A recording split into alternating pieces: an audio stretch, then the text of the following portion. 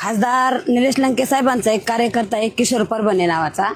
त्या किशोर परभणे नावाच्या कार्यकर्त्याला खासदार निलेश लंके साहेबांच्या कार्यकर्त्यांनी खराडी इथून उचलून आणलं, त्याचं किडनॅपिंग केलं, त्याला मारहाण केलेली, जबरी मारहाणे, त्याचा मोबाईल वगैरे जप्त करून घेतलाय. विशेष म्हणजे त्या मोबाईलमध्ये खासदार निलेश लंके साहेबांच्या अफेअरबाबतचे सर्व पुरावे त्या परभणेकडे होते.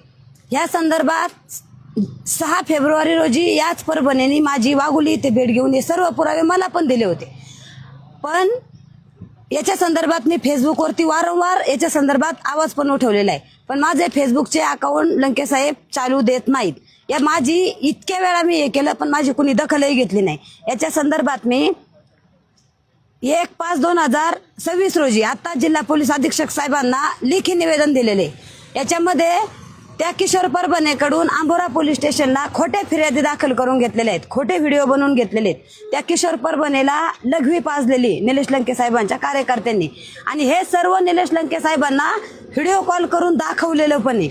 माझी जिल्हा पोलीस अधीक्षक साहेबांकडे फक्त एकच विनंती आहे, मी आतापर्यंत फेसबुकच्या माध्यमातून जो आवाज उठवलाय याचा सखोल तपास साहेबांनी करावा, आणि ज्या माझ्याकडं ऑडिओ रेकॉर्डिंग आहेत, जे माझ्याकडे पुरावे आहेत, हे सर्व पुरावे साहेबांनी त्यांच्या स्तरावरून याचा तपास करून खासदार निलेश लंके साहेबांना ह्याच्यामध्ये मुख्य आरोपी करावा. कारण आमचा कुणात ह्या परभणेचा असो किंवा माझा असो, आम्ही कधी इतरांच्या वरती बोललेलो नाही. आम्ही फक्त खासदार लंके साहेबांच्या याच्यावरतीच बोलत होतो.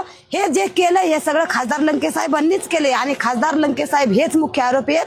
परंतु कालच्या FIR मध्ये काल जे नगर तालुका पोलीस स्टेशनला फिर्याद दाखल झाली त्याच्यामध्ये निलेश लंके साहेबांच्या कार्यकर्त्यांना आरोपी केले आणि लंके साहेबांना आरोपी केलेलं नाही. माझी मुख्य मागणी ही आहे का लंके साहेबच मुख्य सूत्रधार आहे त्याचा, आणि हे लंके साहेबांनीच केलेले.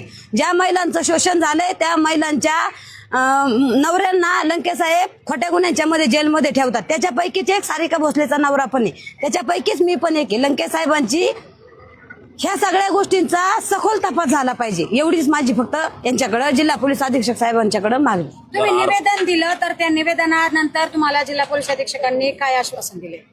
मी निवेदन दिल्याच्या नंतर साहेबांनी मला माझ्याकडे जे पुरावे होते सर्व पुरावे पेनड्राईव्ह मध्ये घेतल्याच्या नंतर साहेबांनी मी तपास करतो असं सांगितलं. काल याच्या संदर्भातला वामने साहेबांनी कॉल केला की पोलीस पोलीस स्टेशनला या फिर्याद दाखल करायची, त्याच्यामध्ये त्यांना पुरावे आढळले, आम्ही फिर्याद दाखल करून घेतो. मग त्यांनी मला इथं या पोलीस स्टेशनला यायला सांगितलं. इथं रात्री यांच्यावरती निलेश लंके साहेबांच्या कार्यकर्त्यांच्यावरती फिर्याद दाखल झालेली. खासदार निलेश लंकेंवर गुन्हा दाखल नाही झाला तर पुढची भूमिका काय? मी याच्या संदर्भातले सर्व पुरावे घेऊन मुख्यमंत्र्यांच्या दारात जाऊन बसणार. पण पारनेर तालुक्यामध्ये आणि अहिल्यानगर जिल्ह्यामध्ये जेवढ्या महिलांचं शोषण चाललंय हे शोषण थांबलं पाहिजे, आणि हे शोषण लंके साहेबांनी केलेलंच आहे. लंके साहेबांनी फेसबुकचे इंस्टाचे अकाउंट बंद करून आमची तोंड बंद करण्याचा प्रयत्न करू नये. आमच्या महिलांच्या वरती जो अत्याचार होतोय त्या महिला मला जे येऊन सांगतात हे आम्ही फक्त जनतेसमोर मांडतोय. कारण आमची ना पोलीस दखल घेत, ना पत्रकार दखल घेत, ना कोणता राजकारणी दखल घेत. त्याच्यामुळं मी ह्या सगळ्या गोष्टी माझ्या फेसबुकच्या माध्यमातून लोकांच्या समोर मांडत होते. तुम्ही खासदार निलेश लंके जे एक लोकप्रतिनिधी आहेत त्यांच्यावर इतका मोठा आरोप करतायत, त्या संदर्भात तुमच्याकडे काही पुरावे? हो, माझ्याकडे त्याच्या रेकॉर्डिंग आहेत, त्या याच्या ज्या महिलांच्या सोबत हे केले त्याच्या रेकॉर्डिंग आहेत, आणि खासदार लंके साहेबांनी हे सगळे कृत्य केलेलेच. मी ठामपणे सांगते, आणि याचा तपास व्हायलाच पाहिजे.